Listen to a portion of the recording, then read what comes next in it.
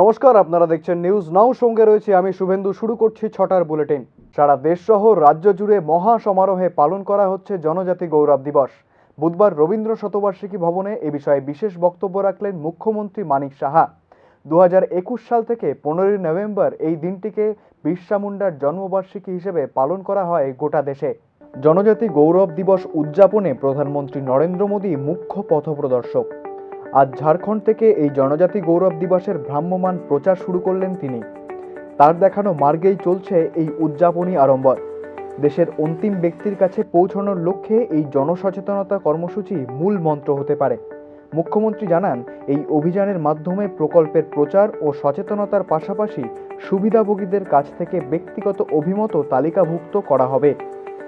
এই কর্মসূচিতে গ্রামীণ এলাকার জনগণ, নগর ও শহরাঞ্চলের জন্য নির্দিষ্ট ফেয়ারশিপ প্রকল্পের সচেতনতাও গড়ে তোলা হবে। এছাড়াও এই প্রকল্পে জনজাতি অধ্যুষিত এলাকাগুলিকেও বিশেষ প্রাধান্য দেওয়া হবে। আগামী 26শে জানুয়ারি 2024 পর্যন্ত চলবে এই কর্মসূচি। জনসচেতনতা সুনিশ্চিত করতে এই কর্মসূচি বাস্তবায়নের লক্ষ্যে এই অভিযান শুরু করছে। প্রকল্প ও পরিষেবা সমূহের সুফল পৌঁছে দেওয়ার লক্ষ্যমাত্রা অর্জনে বিকশিত ভারত সংকল্প যাত্রা কর্মসূচির মাধ্যমে জনসচেতনতা বৃদ্ধির লক্ষ্যে এই যে আজকের এই 15 নভেম্বর এখান থেকে শুরু হচ্ছে।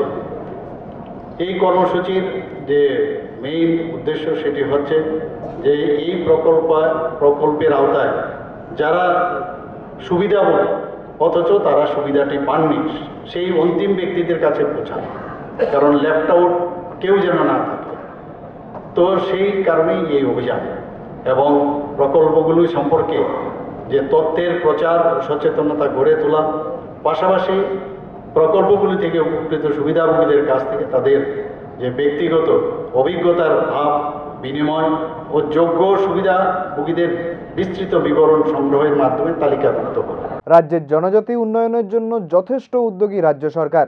সেই উদ্যোগেই জুম চাষিদের জন্য চালু করা হয়েছে নয়া প্রকল্প। সরকারি উদ্যোগে জুম চাষের পাশাপাশি ড্রাগন চাষেও যথেষ্ট লাভবান হচ্ছেন জমিয়ারা।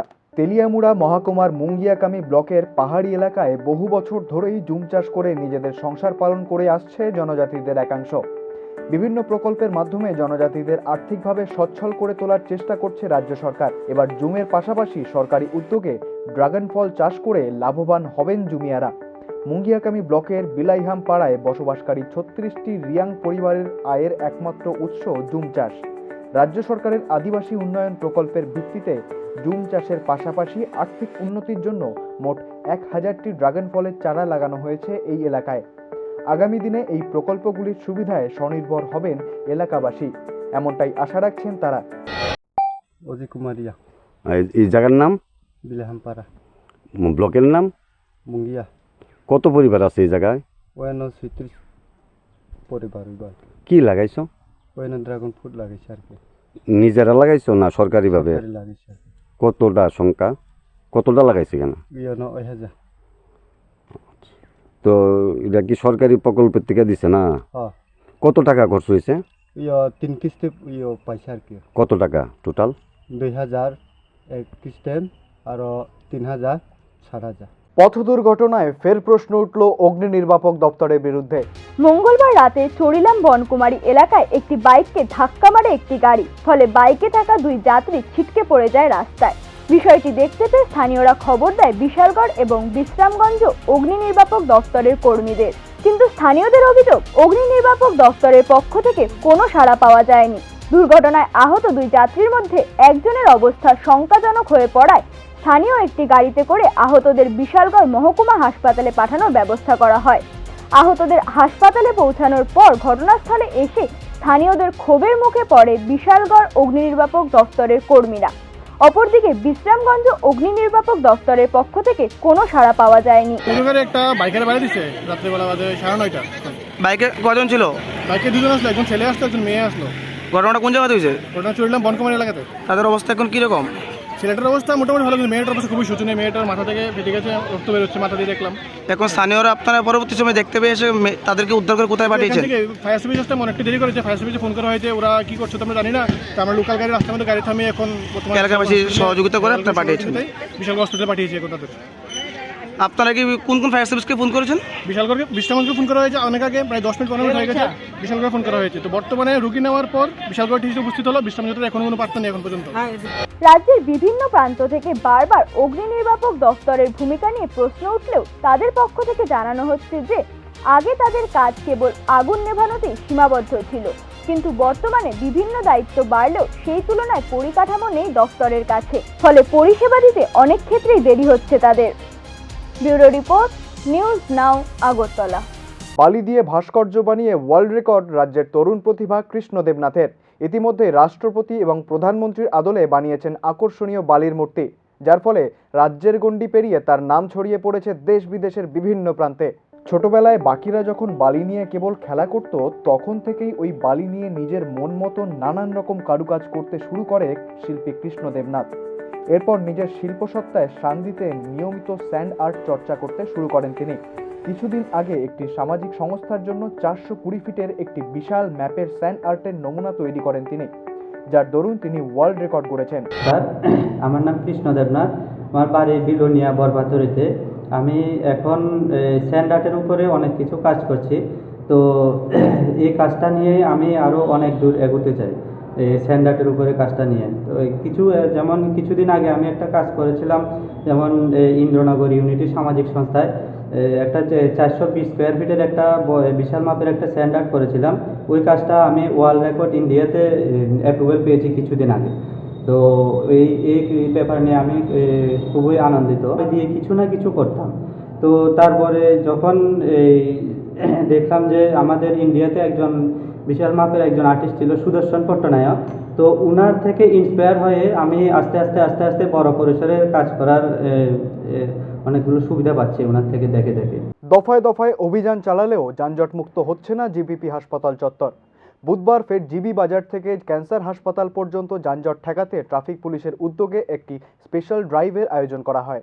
শহরকে যানজটমুক্ত রাখতে বারবার বিভিন্ন অভিযান চালিয়েছে রাজ্য ট্রাফিক দপ্তর। তবু এই যানজটের সমস্যা থেকে মুক্তি পাচ্ছেন না আগরতলাবাসী। বুধবার শহরকে যানজটমুক্ত রাখতে জিবি বাজার থেকে ক্যান্সার হাসপাতাল পর্যন্ত এক বিশেষ অভিযান চালায় ট্রাফিক ইউনিট। এদিন উপস্থিত ছিলেন পশ্চিম জেলার traffic police super Manik Das, traffic DSP, traffic inspector সহ অন্যান্য ট্রাফিক পুলিশ। আমরা আগরতলা ট্রাফিক ইউনিট অন্যান্য ডিপার্টমেন্ট যারা কনসার্ন ডিপার্টমেন্ট আছে সবার সহযোগিতা নিয়ে এই যে ইলিগেল পার্কিং আছে তার এগেনস্টে আমরা স্পেশাল ড্রাইভ করছি। তার সঙ্গে আমরা সচেতন করছি পাবলিককে যে আমরা জিবি এরিয়াতে, সেটা এখানে অনেক ইমার্জেন্সি ভেহিকেল আছে, তো যাতে এখানে এখানে যে নো পার্কিং জোনগুলো আছে, পার্কিং জোন আছে, সেই পার্কিং ডিসিপ্লিনটাকে এখানে মেনটেন করতে হবে। শুধু জিবি এরিয়া নয়, আমরা 1 মাসের একটা স্পেশাল ড্রাইভের প্রোগ্রাম করেছি। আগরতলা শহরের 10টা জায়গাকে আমরা চিহ্নিত করেছি। আমাদের এই যে ড্রাইভ সেটা আগামী 15ই ডিসেম্বর পর্যন্ত কন্টিনিউ করা। শারীরিক অবস্থার অবনতি পদ্মশ্রী থাঙ্গা ডারলংয়ের। ভর্তি করা হয়েছে ঊনকোটি জেলা হাসপাতালে। দীর্ঘদিন ধরে বার্ধক্যজনিত সমস্যায় ভুগছিলেন 103 বছর বয়সী থাঙ্গা ডারলং। কৈলাসহর মহাকুমার মুরইবাড়ি গ্রামে তার মেয়ের বাড়িতে চিকিৎসাধীন ছিলেন তিনি। মুখ্যমন্ত্রীর নির্দেশে তার জন্য বিশেষ মেডিকেল টিমও গঠন করা হয়। সোমবার ও মঙ্গলবার তার যাবতীয় প্রয়োজনীয় পরীক্ষা নিরীক্ষাও করা হয়। তবে অবস্থার বিশেষ উন্নতি না হওয়ায় তাকে ভর্তি করা হয়েছে ঊনকোটি জেলার হাসপাতালে। তার শারীরিক অবস্থার পর্যবেক্ষণ করার জন্য ভার দেওয়া হয়েছে জেলা মুখ্য স্বাস্থ্য আধিকারিক ডক্টর শঙ্খ শুভ্র দেবনাথকে।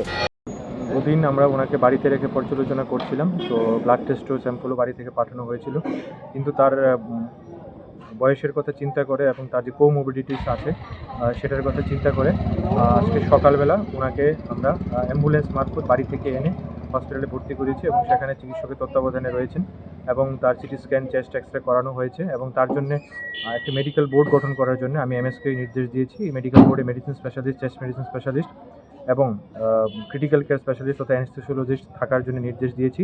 তার চিকিৎসা এখন শুরু হয়েছে, চলছে। আগের থেকে একটু ইমপ্রুভ করেছে, বাট আরও পর্যবেক্ষণে রাখতে হবে। এবং আজকে একটু আগে মাননীয় মন্ত্রী সুধাংশু দাস মহোদয়ের সাথে আমার কথা হয়েছে, তো উনি আসবেন বলেছিলেন, তো একসাথে আমরা এলাম, ভিজিট করলাম। উৎসবের মরশুমেও রাজ্যের নিরাপত্তা নিয়ে প্রশ্ন থেকেই যাচ্ছে। মঙ্গলবার রাতে ফের চুরি হয় সোনামুড়া থানার বড়তলি এলাকায়। অভিযোগ উঠছে এলাকায় নেশাখোরদের সংখ্যা বাড়তে থাকায় এই ধরনের ঘটনা ঘটছে। মঙ্গলবার রাতে মঞ্জু সূত্রধর তার মেয়েকে নিয়ে বাড়িতে তালা দিয়ে পাশের পুজো মণ্ডপে গিয়েছিলেন। বাড়ি ফিরে এসে তিনি দেখেন ঘরের জানলা খোলা। সঙ্গে সঙ্গে দরজা খুলে ঘরে ঢুকে দেখেন জানলা ভেঙে ঘরে ঢুকে শোকেস থেকে নগদ 17,000 টাকা এবং একজোড়া সোনার কানের দুল চুরি করে নিয়ে গেছে চোরের দল। ঘটনাটি বুঝতে পেরে মঞ্জু সূত্রধর চিৎকার করে ওঠেন। তার চিৎকার শুনে ছুটে আসেন এলাকাবাসী। সাথে সাথেই খবর দেওয়া হয় পুলিশকে। এলাকাবাসীর অভিযোগ, এলাকার নেশাখোর ছেলেরাই এই ঘটনা ঘটিয়েছে। পুলিশ যদিও জলদি নেশা কারবারিদের বিরুদ্ধে পদক্ষেপ না নেয়, তবে এবার পথ অবরোধে নামবে এলাকাবাসী, এমনটাই হুমকি দিলেন তারা। সব কিছু ভালো হয়ে গেছে, তবে এখানে আমাদের একটু কথা আছে। আমাদের ভালো সবাই এখানে বড়ি বেচাও, বড়ি খাওয়াই আছে এবং দূর দেশের থেকেও বড়ি খাওয়াই নিয়ে বড়ি কিনে নিতে হয়।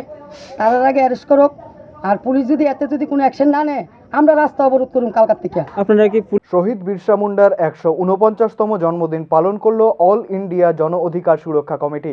বুধবার সকালে উজ্জয়ন্ত প্রাসাদের সামনে বিরসা মুন্ডাকে স্মরণ করে তাকে সম্মান জানানো হয়। আদিবাসীদের উন্নয়নের লক্ষ্যে পথিকৃৎ নেতা বিরসা মুন্ডা যে স্বপ্ন দেখেছিলেন, বর্তমানে সেই স্বপ্ন অধরাই থেকে গেছে।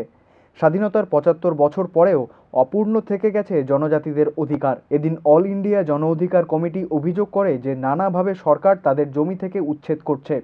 সংগ্রামী নেতা বিরসা মুন্ডার জন্মদিনে তার আন্দোলনকে সামনে রেখে নিজেদের অধিকার আদায়ের দাবি জানালো জন অধিকার সুরক্ষা কমিটি।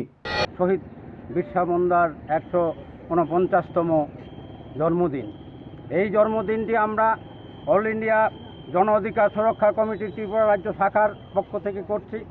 আজকের এই বিশেষ দিনটি আমরা সর্বভারতীয়ভাবেই করছি। আমাদের সংগঠন সারা ভারতবর্ষেই এই দিনটি যথাযথ মর্যাদার সহিত পালন করছি।